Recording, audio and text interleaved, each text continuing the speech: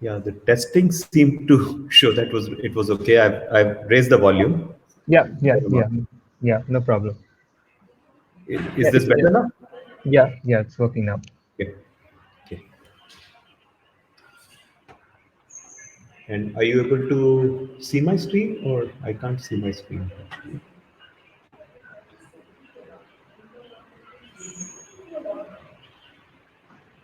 So are you able to see my screen? Nothing yet. I have shared it. Let me know if there's something else I need to do. I mean, I shared it from that test screen. I don't know if I need to share it again. So there should be a share option in this particular session. Oh, Screen okay. share. Yeah, yeah. Okay. Yeah, yeah. See, I see. Okay. Yeah, you're able to see it now perfectly. Okay. All right. So just an introduction and bio about Dr. Manish Gupta. He is the director of Google Research India. He holds an additional appointment at, as the Infosys Foundation Chair Professor at IIIT Bangalore. Previously, he has held uh, positions in VideoCen, a video technology startup, and research centers for Xerox and IBM India. As a senior manager in IBM Watson Research Center in New York, he led teams to develop system software for the Blue Gene supercomputer. He was awarded a National Medal of Technology and Innovation for Blue Gene by President Barack Obama in 2009. He holds his computer science doctorate from University of Illinois Urbana-Champaign, has co-authored more than 75 papers with over 7,000 citations and 19 US patents. And we're going to listen to Dr. Manish Gupta speak about Google Research India's plans for AI and in India and beyond. Welcome, Dr. Manish Gupta. Thank you. So it's a pleasure to present at this forum. So I'll talk about, although I wish I could be there in person, somehow COVID has been playing spoiled sport. Um, so I'll talk about, again, the work that we are doing at the newly formed Google Research Lab in India. How do I advance the slide? Somehow I'm unable to advance the slides.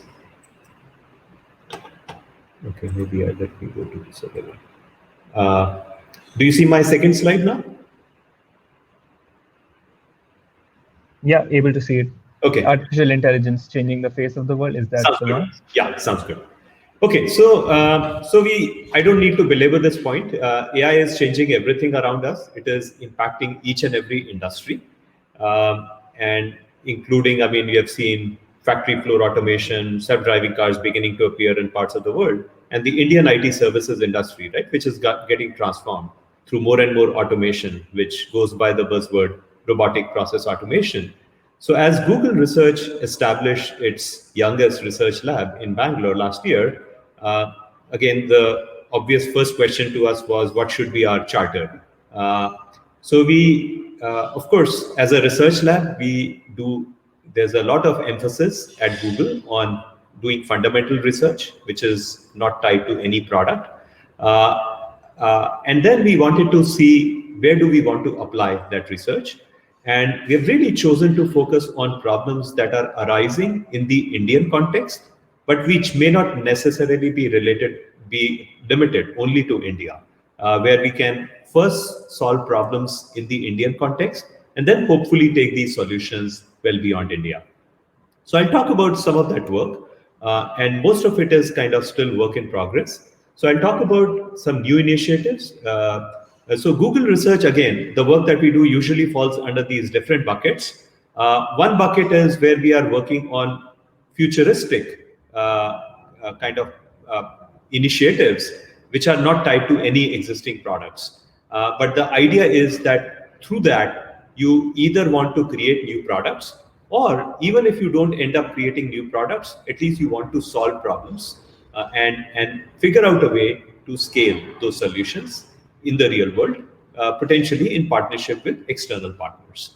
So I'll talk about some of that. Then the other bucket is where we work closely with our product groups. And there again, I mean, we have the kind of good fortune that a lot of Google products are used by billions of people over the world, across the world.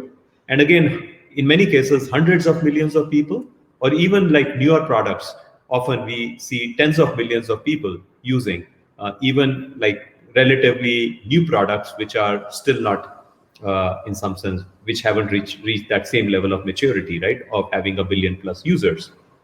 So how do we again apply our research to help improve product capabilities? In many of these products, we are seeing very interesting challenges arising in the Indian context. So I'll talk about that. And finally, the foundational research, because even as we have seen all these impressive advances, right, in technologies like deep learning, there are still many challenges that are still outstanding.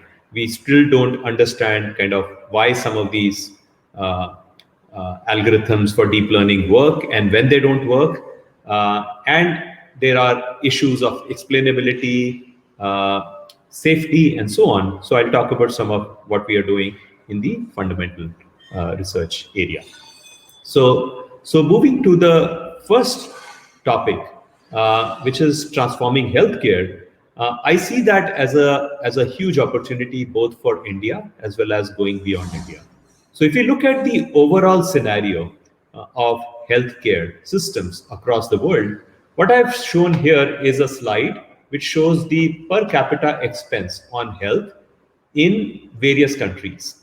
And on this slide, you can see, again, the US is kind of number one on this list in terms of the expense, where you were already in 2018 spending over 10,000 US dollars on healthcare of an individual. And this wasn't if the individual fell sick. This is in an average year for an average individual across all ages. So obviously this level of expenditure is viewed as unsustainable. And the US has been trying to figure out how do you reduce the cost while improving quality, right? Because nobody wants to take, again, cut corners with healthcare. Quality of health and outcomes are very important. Now, if you look at some other countries like UK, where the level of expense is much lower than the US, and in some of these countries, actually the outcomes, if you may look at things like life expectancy, is actually better than that in the US. So you might think that it's only the US which is an outlier.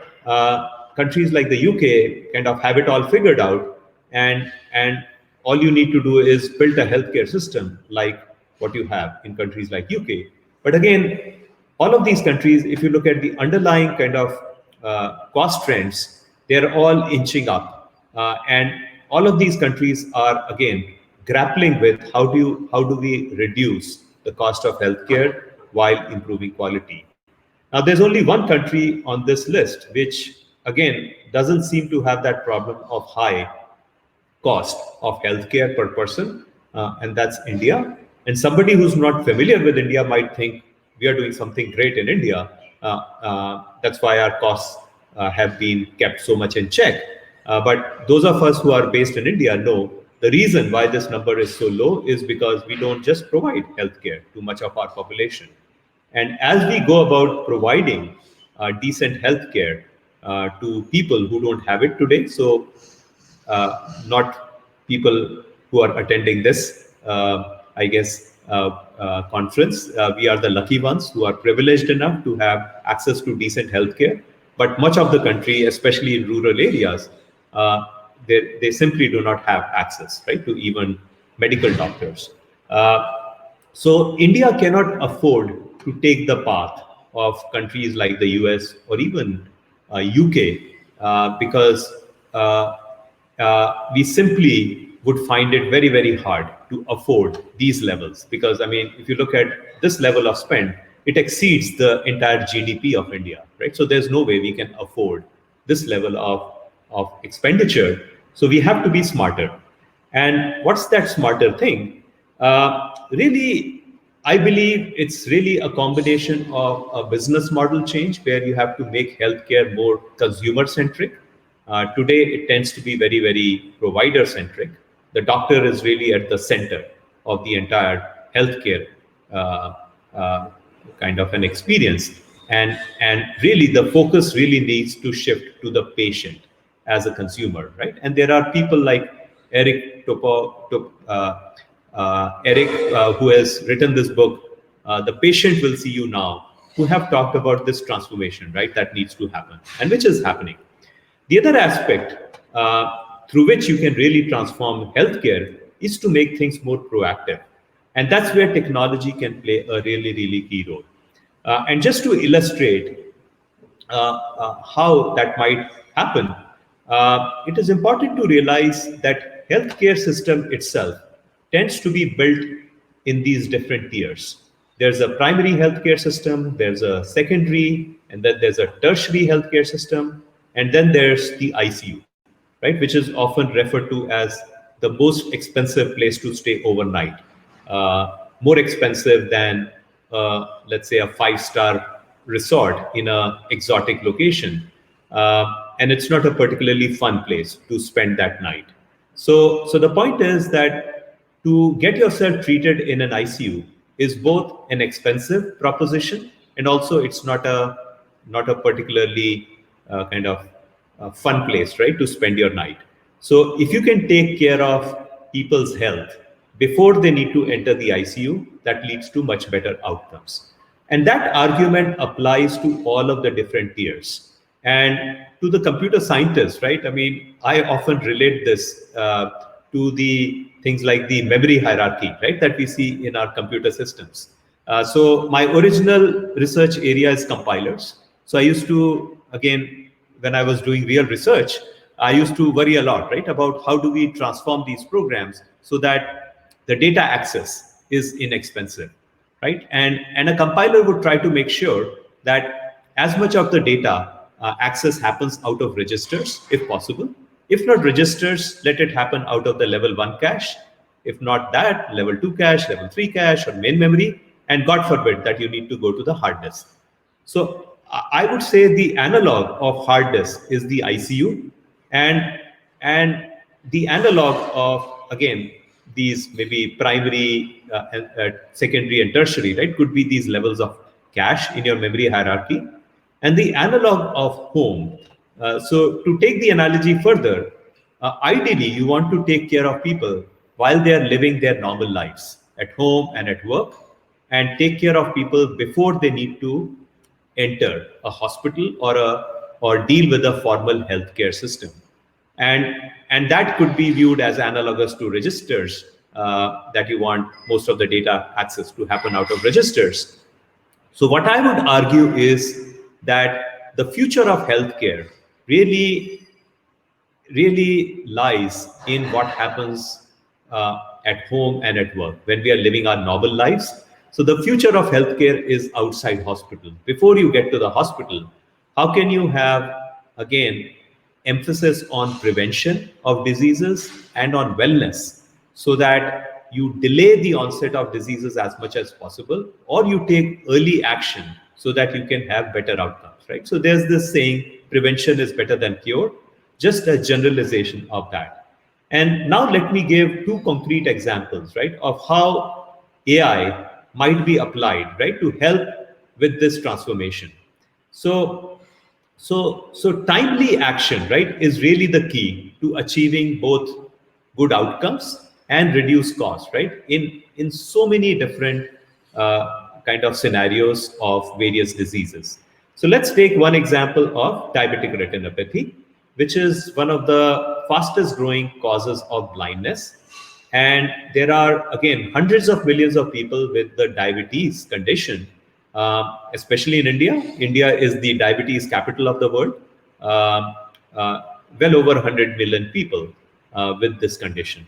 And every person with diabetes is potentially at risk for diabetic retinopathy. So, regular screening is really the key to preventing blindness.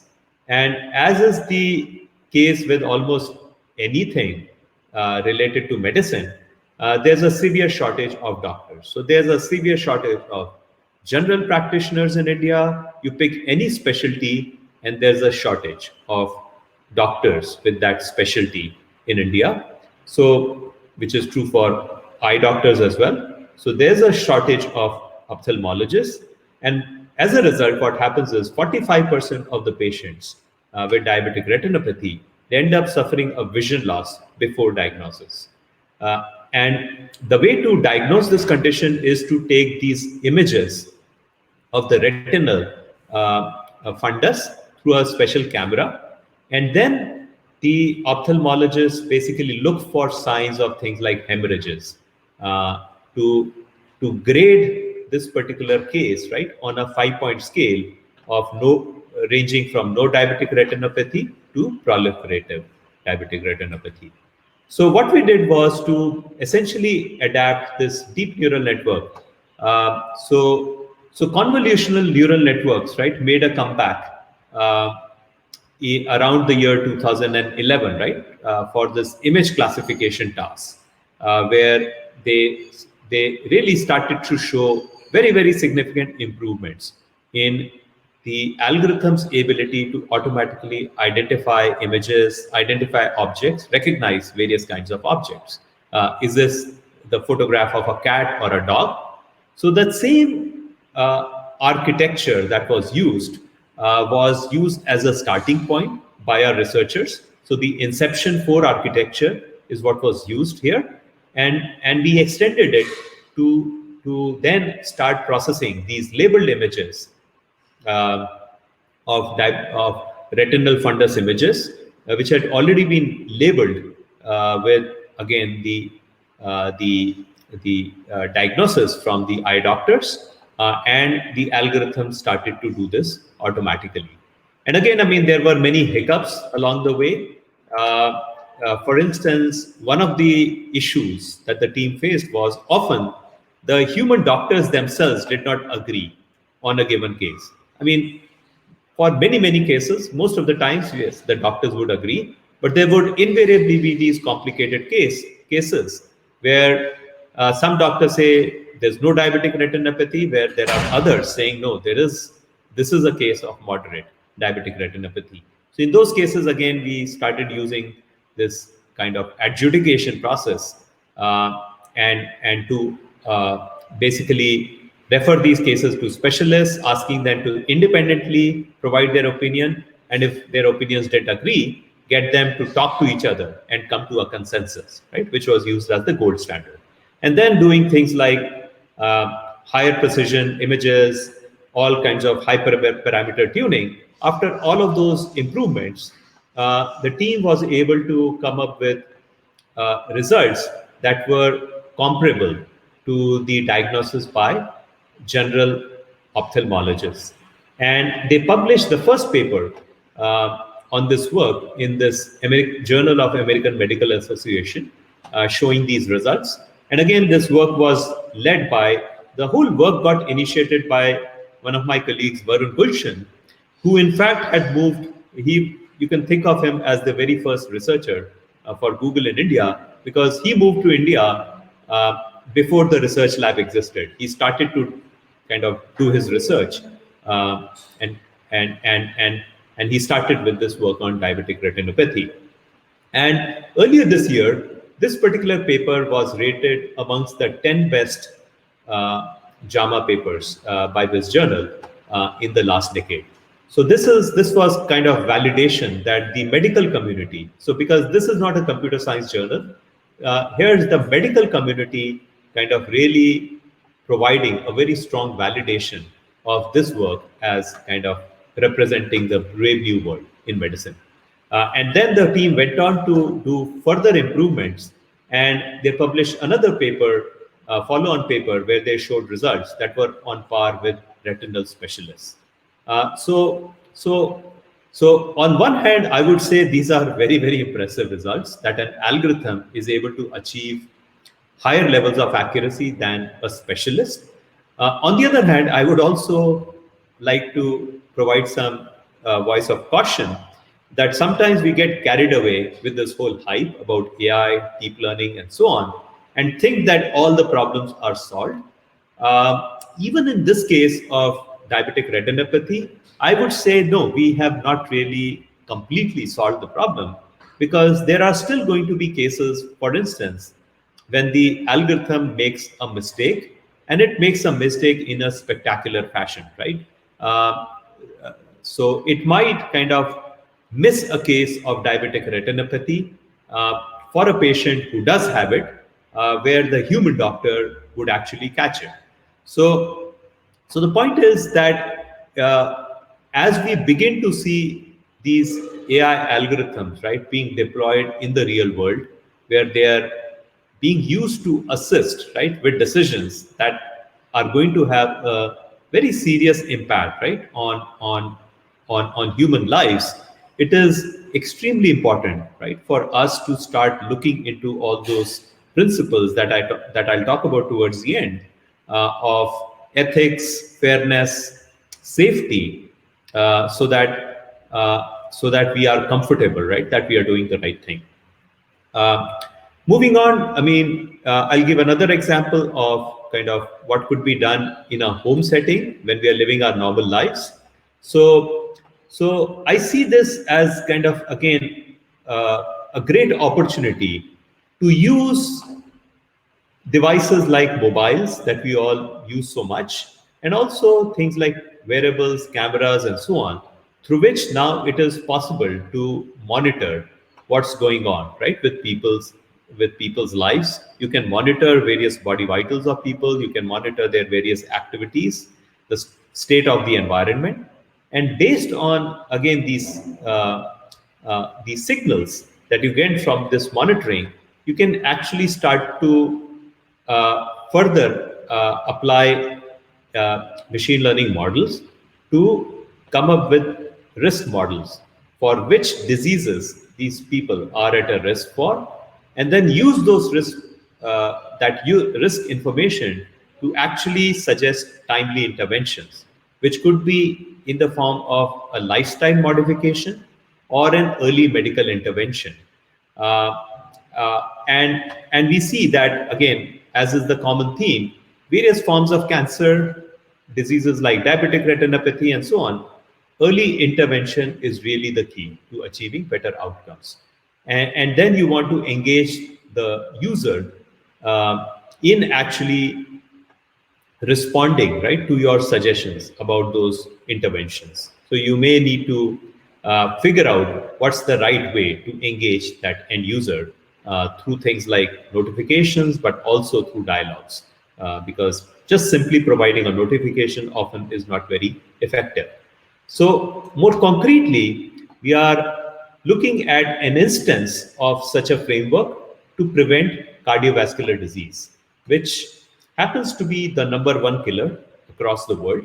Um, and again, India is, in addition to being the diabetes capital of the world, it is also the CVD capital of the world. So we have again millions of uh, people in India who die of heart attacks and strokes, and the cardiologist that we've been talking to, he tells us that a typical Indian would die of a heart attack at an age at least 10 to 15 years younger uh, than they would if they were taking better care of themselves, or than a corresponding person in the West. So often we are seeing instances of people in their 40s. There was recently even a case of an actor in Karnataka who died at the age of 39. And what happens is uh, uh, roughly 80% of the people who are dying of heart attacks and strokes in India actually are unaware that they are suffering from a cardiovascular disease. So there's a real potential to save many of these lives, or at least add 10 to 15 years of healthy life to these people who are suffering these heart attacks and strokes. So the key is to use, again, so what we are doing is we are using signals from mobile device and again applying AI to infer meaningful signals. So for instance, if you show basically an image of what you're eating, we are then applying computer vision techniques to automatically infer the calorie content, the kind of salt content, antioxidants, and so on, to try and infer if you're eating healthy or if you need to be given advice about what to change in your diet. And likewise, I mean, uh, uh, uh, BMI, right? Body mass index. That's another key risk factor. So obesity is a key risk factor for people who enter their height and weight fine, but for people who don't enter, can you from the image automatically infer the body mass index? So there's AI that can be applied, various kinds of vision techniques and so on that can be applied to derive meaningful signals out of these uh, data that these mobiles are sensing. And then you apply further machine learning models over those signals to predict your risk score for a disease like cardiovascular disease. And cardiovascular disease has this nice property that there are very simple lifestyle modifications through which you can actually either completely prevent or significantly delay the onset of the disease. So these are things like getting good exercise, at least 30 minutes of moderate exercise 5 days a week, not smoking, eating less than 5 grams of salt per day, eating at least 5 servings of veggies and fruits, and so on. So what we are doing is, again, using all of these signals to infer your risk factors and then suggest modifications to your lifestyle. And in case, let's say, you continue to have things like a high blood pressure, then suggest medical intervention, that you need to be on a medication for blood pressure and keep that under control. Through a combination of these, you can actually have significant reduction in in in in kind of the instances of cardiovascular disease, and there's the potential to save lives. So an obvious concern that comes up when you try to do this kind of analysis is, what about privacy of the individual, right? Because the kind of healthcare data that you're monitoring, all of these body vitals, what is the person eating, and when are they sleeping, are they smoking or not, and so on. This is all very sensitive data.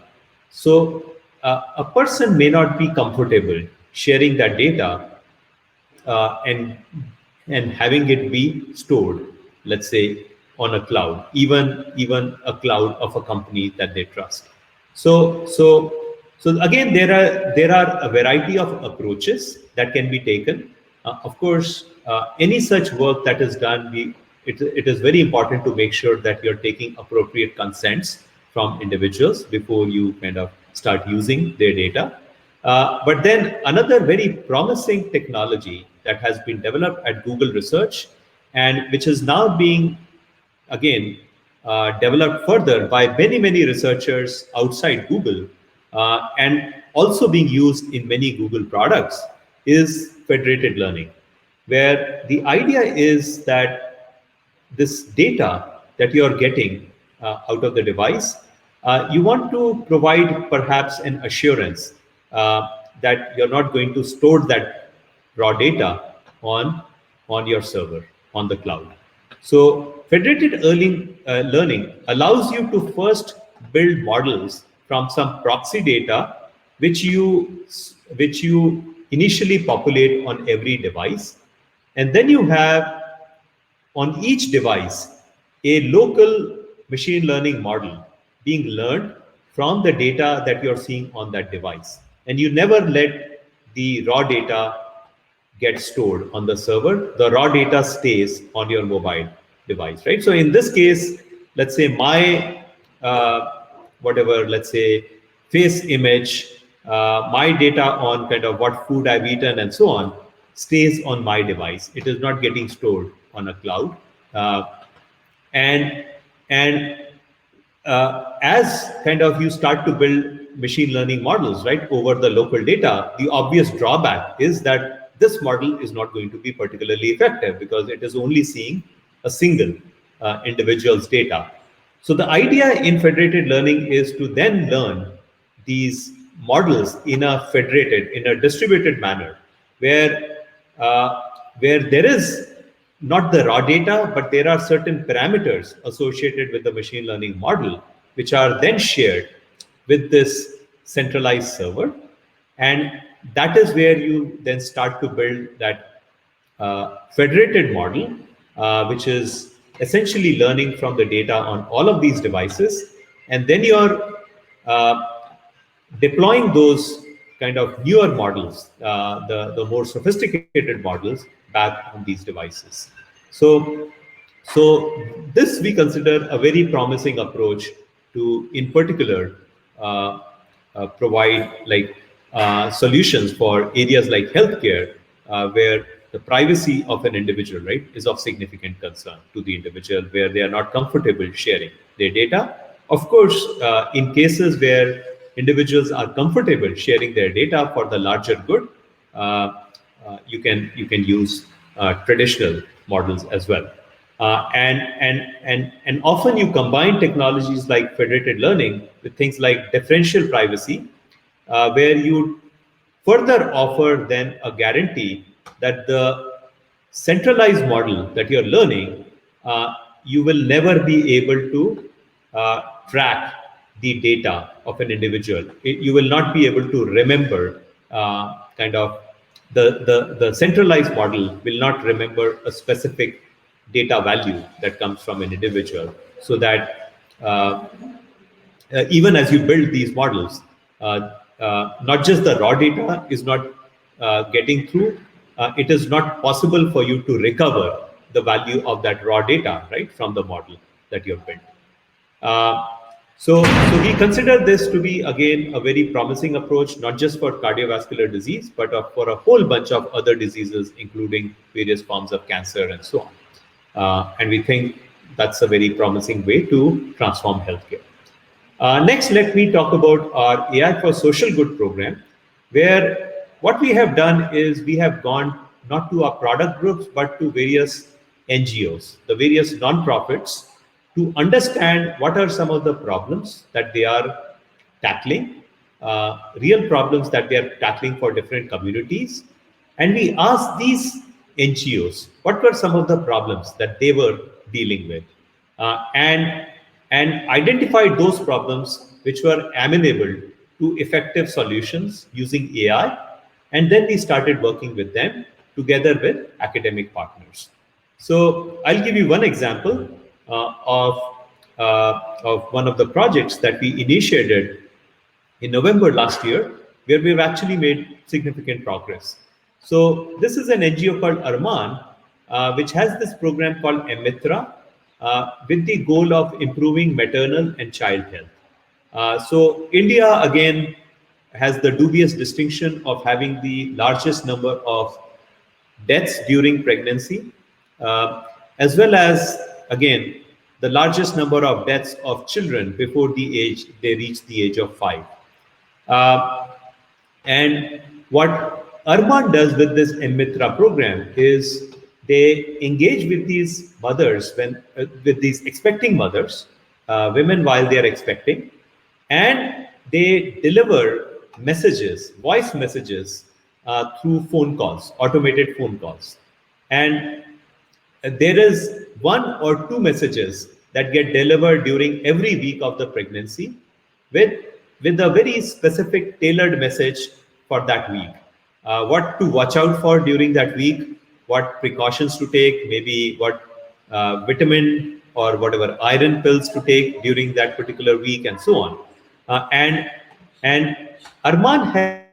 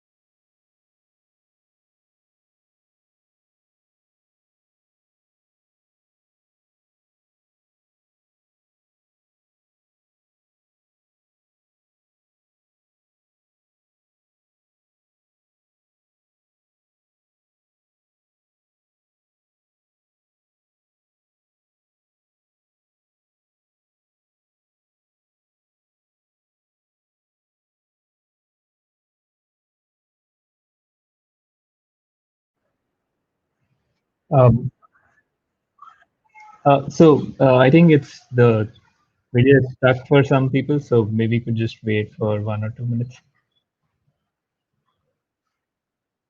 The video I think got stuck in the middle, so maybe you could just wait for 1 minute.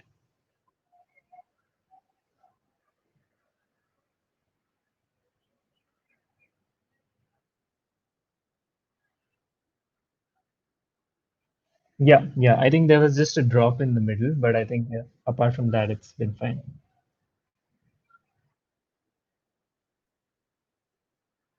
Yeah, yeah, definitely.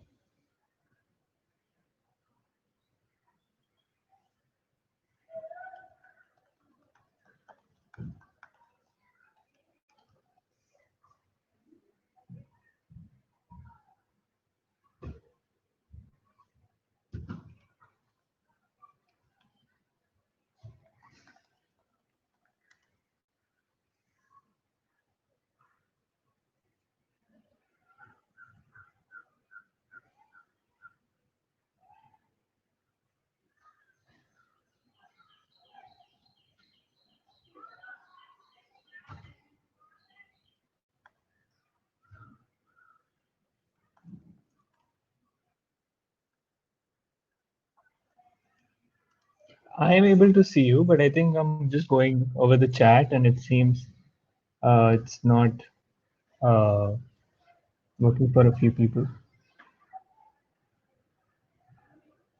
Could you like stop trying to share and then share again once?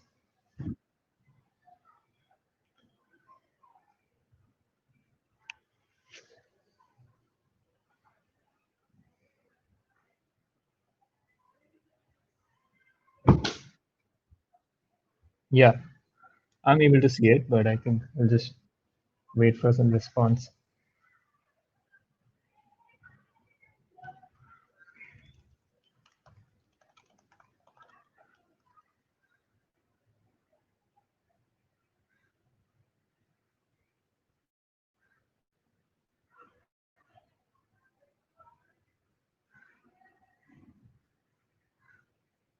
Yeah, I think it's working now.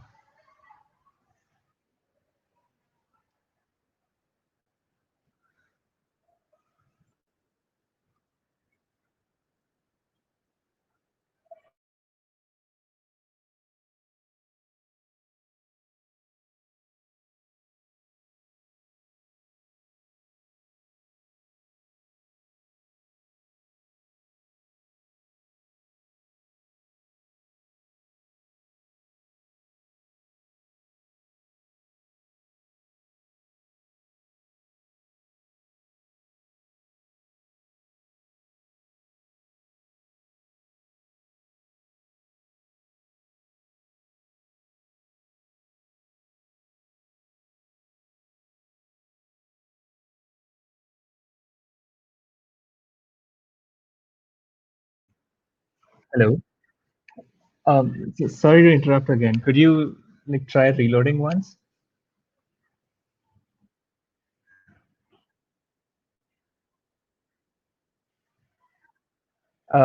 You could. Can you try like toggling the mic once?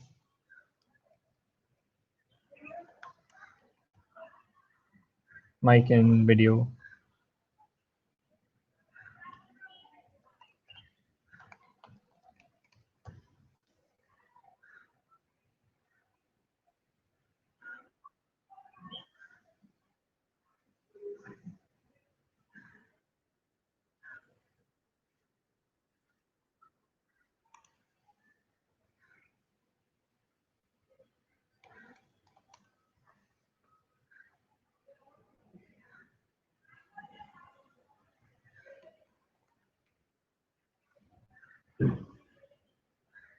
Yeah, I'm able to see it, but seems like it's not working for a few people.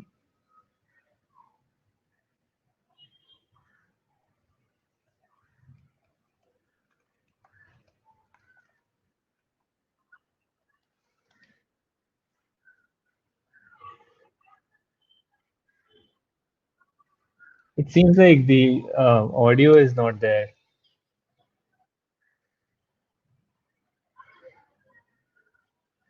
Could you reload this particular tab once? Okay. Yeah, should.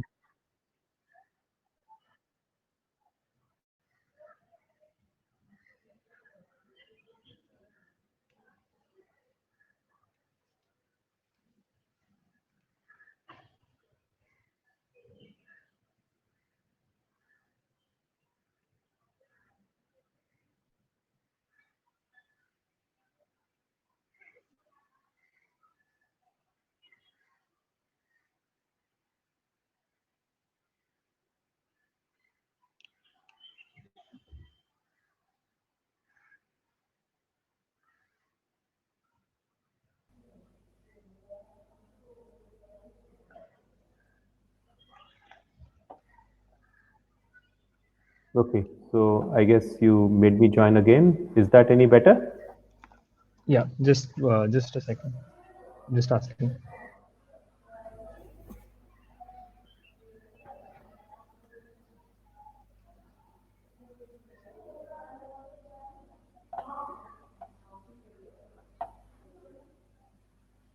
Yeah, I think it's working now. Sorry for the. Okay, great. And apologies for to those who missed.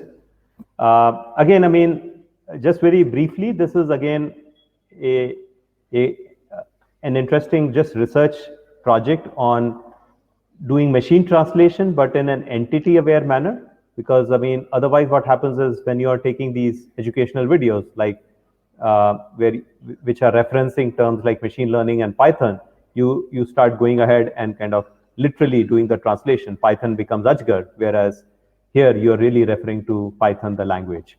Um, Another NGO that we are working with has been facing issues in terms of how to extract information out of these hand-filled registers, forms that their volunteers use. So we've been working on again extending OCR capabilities, which often kind of again work on reasonably well structured documents and so on to work on these kinds of hand-filled forms as well. So switching gears, let me now give you some examples of how we are applying our research to improve various Google products that are being used by millions of people. So I'll start with this effort that in fact began at our research lab in Israel, where my colleagues from Israel, they worked on this problem of flooding, uh, which affects again millions of people often across the world. And this is a system that has actually been deployed in India on the river Ganga. And there is, again, work being done to expand the scope of this particular deployment. So what we have is, again, a partnership with the Central Water Commission in India, which gives us access to these physical measurements of water levels at various points in the river. So from those measurements and other information like temperature, precipitation, and so on, what we build is the hydrologic model, which based on all of that information, it gives you the amount of water flow in the river, and that from that you build a further model, the hydraulic model, that shows you the discharge of water across the floodplain.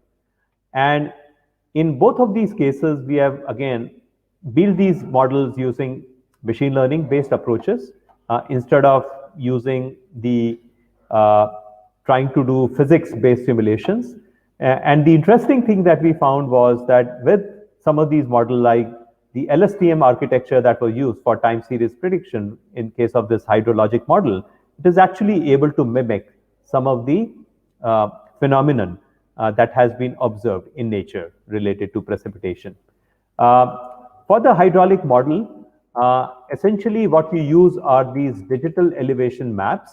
Uh, and a problem with that, with the existing kind of state of the art, is many of these digital elevation maps that you get from sources like NASA are A, old, they're often like 10 years old, and B, they are at a relatively coarse grained resolution. So on the left, I hope you're able to see this animation. On the left, it shows that with the kind of digital elevation maps that you would get from today's public sources, the flow of river, it is not very accurate, whereas a more precise digital elevation map allows you to do much more accurate simulations. So one of the things we are doing right now is we are applying various techniques from computer vision to do a better job of creating some of these maps, including things like riverbed mapping.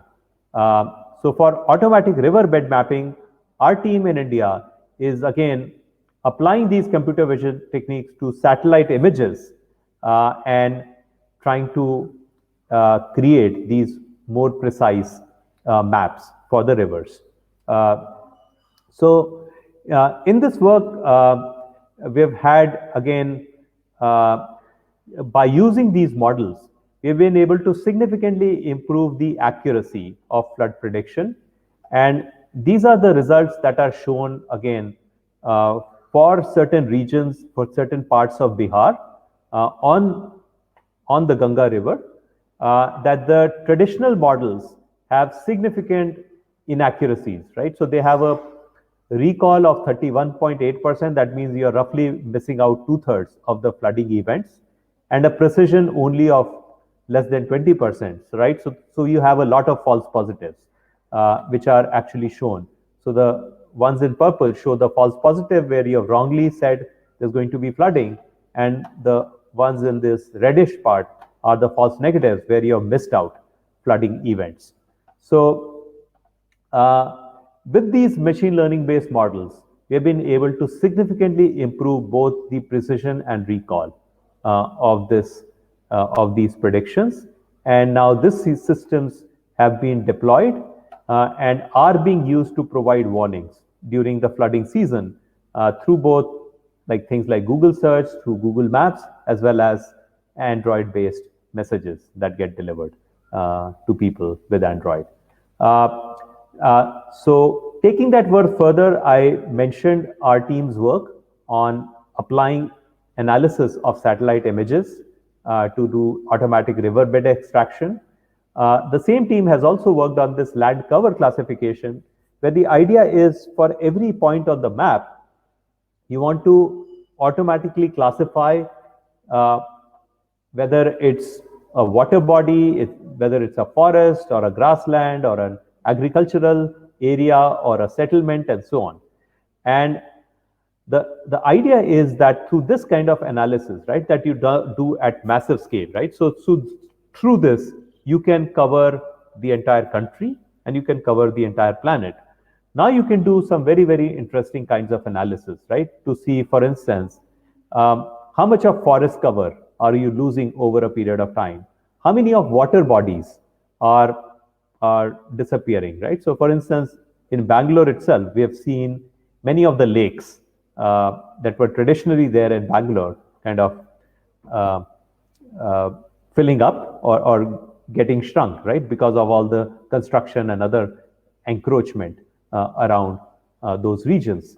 So we are working then with some partners on, can you take this kind of analysis, right, and help various townships and various kind of local authorities identify what's happening to the water bodies and have projects on restoring.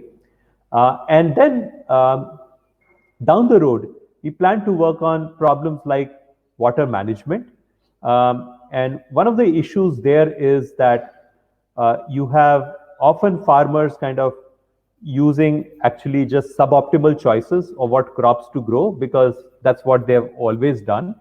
So you might be growing crops like rice, wheat, sugarcane in a region where the water tables are really getting depleted.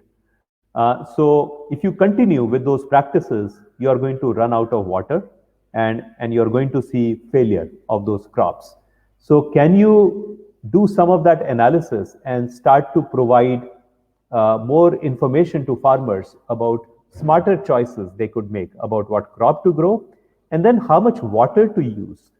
It turns out that in India, 80% of the fresh water that is available in India gets used for agriculture. And that's a very high percentage compared to most other countries. And furthermore, uh, on an average, the Indian farmer is, is using water much less effectively and efficiently. So for the same amount of crop yield, an Indian farmer would use about 6 times as much water as a farmer based in Israel. So there's a lot of, again, room for us to cover to support more effective ways of conserving water and conserving the amount of water and utilizing it well when it is used for irrigation. And of course, things like pest management, where by using computer vision techniques, right, you can identify pests that are attacking specific plants and so on, and provide advisories. Another area, I know we are kind of running out of time. So products like Google Search, which get used by, again, hundreds of millions of people, and products like Google Assistant. This is the voice assistant, which is now available in 9 Indian languages. And we find many, in fact, first-time internet users who are using the voice assistant to access information from the internet, right, for the first time. And as you deploy these models,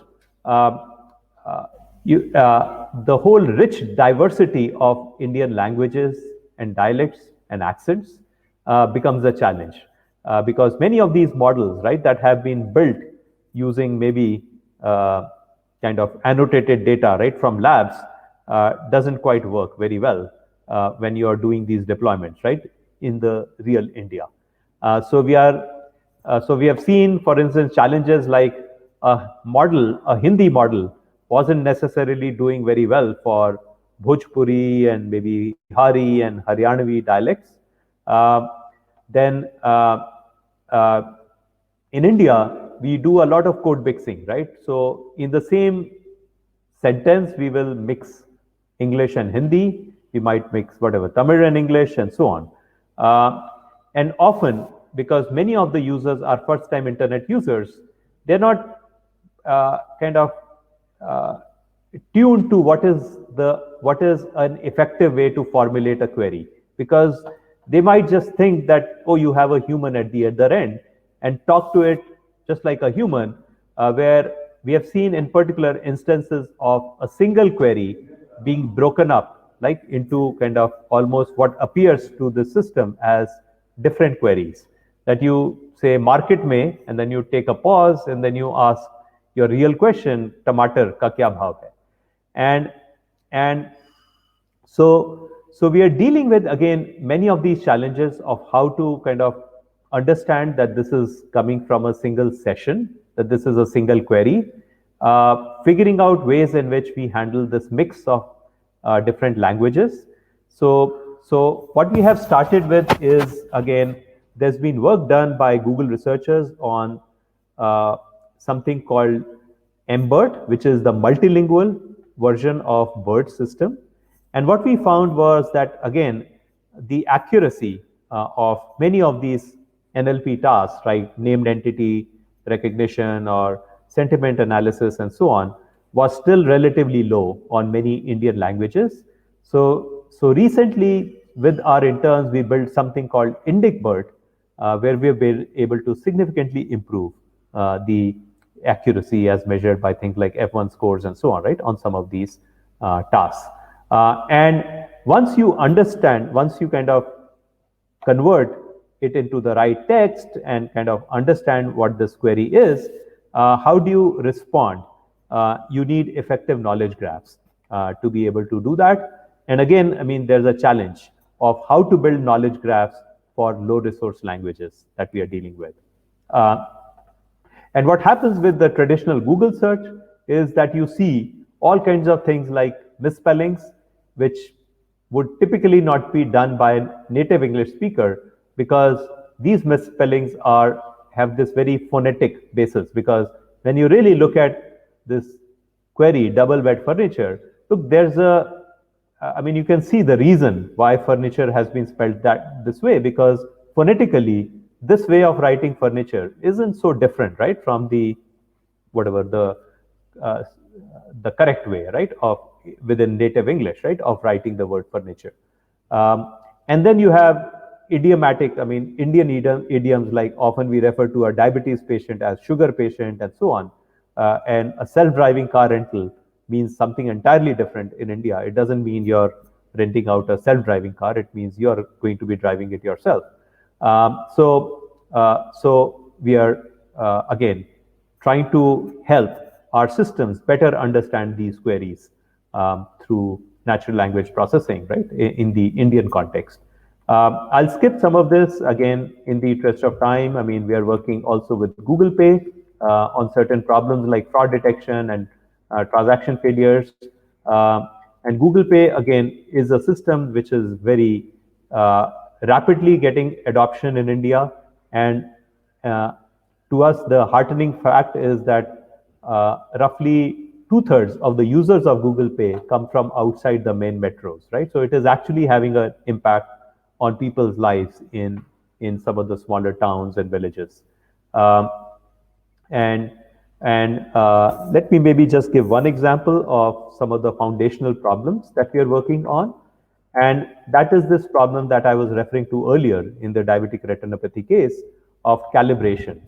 That deep learning models can often give out wrong answers while being very confident about the answers, right, that they are giving out, which is, in my view, very different from humans, because typically when we are giving, let's say, when we are asked a question that we don't know the answer to, typically we know that we don't know.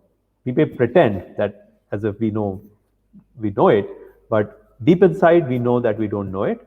Whereas for deep learning algorithms, often there are many times that they don't know that they don't know. So we have been looking into, again, can we take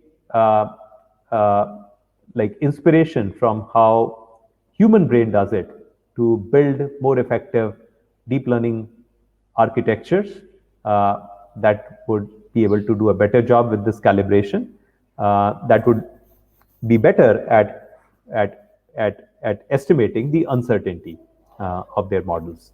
And again, we have other forms of work being done on better understanding human behavior, and then building both deep learning based models to predict that behavior as well as understand that behavior. And finally, let me just mention that we have, again, a growing HCI team, because in our view, while we have that very clear focus on AI, ultimately, as AI really, as you build AI systems that are interacting, that are working with humans, it is extremely important to understand the human factors. And there are, again, very interesting, unique characteristics of these AI human interaction systems, which are even different from the traditional HCI systems. So we are doing a lot of, again, research on that, on topics like privacy, on fairness and ethics, and how to build tools for low resource data.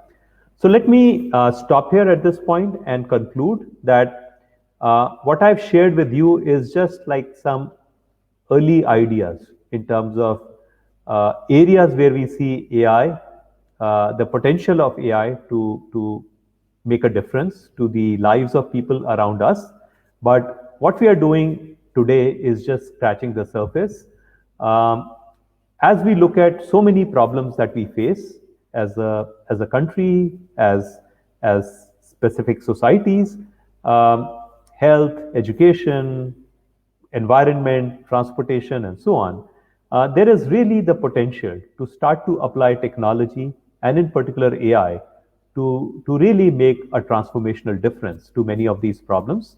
So I think the next several years, the coming decades are going to be very, very exciting. I kind of wish I was younger and entering my research career, at this interesting phase in computing history, where computing is powerful enough, right, to be applied, to be applicable in so many kind of walks of life, right, and to be able to make a difference to people's lives. So I look forward to, again, people in the audience working on many more meaningful applications of AI, helping deal with some of the outstanding fundamental challenges of AI related to ethics, fairness, and so on, and help make a difference, right, to the world around us. So thank you. And again, if there is time, I can take a few questions. Thank you so much for your presentation on the future of AI, and especially how Google Research will take efforts to take efforts on it. So it seems like a lot of Google Research's efforts are focused on the applied things, which definitely are there's various possibilities, as you've shown. What's the scope for research that Google at Google India for pure research fields? Yeah, so I had to rush through some of that part. So we have again, I mean, overall, we are still relatively small, but we have a growing machine learning theory and foundations group. We already have people like neuroscientists. There's a person with a neuroscience PhD who's looking into basic research on kind of how humans think, what are some of the biases that we carry, things like confirmation bias and so on how do you model them. We have work going on both kind of by some of these people, as well as even there are people who are working on some applied problems. For instance, the computer vision group. It is also working on some more fundamental problems about how related to, for instance, explainability of these computer vision algorithms. And there's a very strong focus that we have on, which is actually a worldwide focus right now across Google Research, on how to reduce our dependence on labeled data. So one example I'll give of how we are reducing our dependence. I showed you some work that we are doing on satellite images. So one theoretical technique that we are exploring right now on self-supervised learning is the problem of automatic colorization. That you already have all of the color information, right, available for the satellite images. Now, if you take away that color information, right, and now you ask the system to automatically predict the color, right, of these images, you already have the ground truth available, right, from all of that data, from all of those images, without having to do the labeling. But the important thing is that now through this process, when you're doing this land cover classification, what happens is that the color of the water body and the color of the forest, the color of that agricultural settlement, that different kinds of crops are very different. So when you're working on this color prediction problem, this colorization problem, right, as a more foundational problem, you are in the process hopefully learning better representations, right, of these different kinds of features. So there is also a lot of work at the intersection of being inspired by a particular application, but doing some more fundamental kind of work on what are the techniques through which we can reduce our dependence on labeled data, our hunger for data. So we are actually very, very interested in furthering, right, that more fundamental work on various foundational technologies, especially as they relate to deep learning, and then applying those later, right, in various settings. Okay. All right. Uh, Another question is, while working with healthcare data, what are the challenges faced in data collection and validation in terms of privacy, security, and Indian public policy? And how can these challenges be addressed, for example, by individual researchers, big AI labs, student researchers, etc.? Right. Yeah. So healthcare data, as I had also briefly mentioned during my talk, right? There are many challenges, right? So one way of dealing with things like the data privacy uh, and the whole ethics of utilizing somebody's data is to really pay a lot of attention, right, to the whole system of consent Yeah, and around how do you deal with that data. So I gave an example of, again, researchers at Google, right, came up with this federated learning uh, way of doing machine learning, which was, again, the primary motivation was to be able to deal with the privacy considerations, right, where the end user, right, is not comfortable having their data stored even. I mean, you could, there are various techniques, right? I mean, one approach is to use things like encryption, right? Fully homomorphic encryption, that you can fully encrypt the data and then try to do computations over encrypted data, right?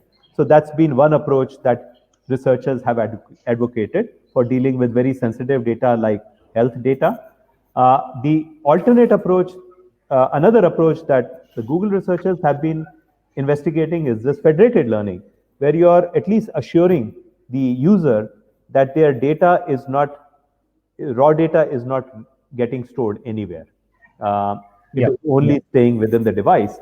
Then health data, there's also additional challenges, like it tends to be very noisy. Uh, yeah, yeah, Often, I mean, the readings may not be accurate because when the human, sometimes, let's say an ASHA worker who's overloaded, is taking all those measurements and then she has to enter all those readings in a manual register, she may end up entering kind of incorrect values. So yeah, as you yeah, can put in more automation to deal with those, as well as there could be machine learning techniques to kind of do some validation yourself, or instead of relying on, let's say, the weight that somebody has entered manually, you could be using computer vision techniques, right, to estimate the weight of the child and so on, right? That, for instance, Vadhvani AI yeah, has been working on yeah, those kind of problems. So these are examples of how you can, again, apply the research to deal with some of the challenges. Another last challenge that I'll mention in health data, it tends to be very imbalanced, which is a good thing for yeah, us as humans. If you are trying to predict who's going to have a heart attack in the next, whatever, 5 years, who's going to die, who's going to have this terrible disease, the good thing for us as humans is that percentage is going to be very small, right? When you pick any kind of, let's say, a population. So it's a good thing that there is that class imbalance, right? Very few yeah, people are going to have that, but to a machine definitely, learning person, right, it poses that challenge of how do you definitely. do that prediction effectively. Yeah, yeah, definitely. Okay.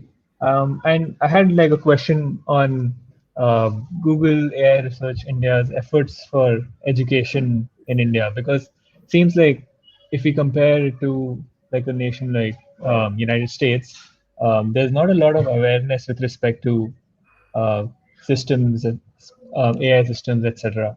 So, are there any focused efforts for AI in education, education for AI, those things? Yeah, so we are, again, our efforts are relatively, I mean, we are still a relatively small lab, and our efforts are still kind of at a, uh, I mean, on some very specific kinds of problems. I completely agree there's potential to do more. So I'll just mention what we are doing currently. Currently, we are working with, one is with NPTEL, we are doing collaborations to, for instance, with this machine translation problem, right, for videos, automatic translation of English videos to Indian languages. Another similar problem that we are working on is with Digital Weaver, which is an NGO, also known as Pratham Books. And the idea is to help them make these children's books available in a whole bunch of Indian languages, including some of the very low resource languages which don't have too many speakers. So there aren't that many resources, right, available for those languages. Uh, Down the road, we are hoping to do more.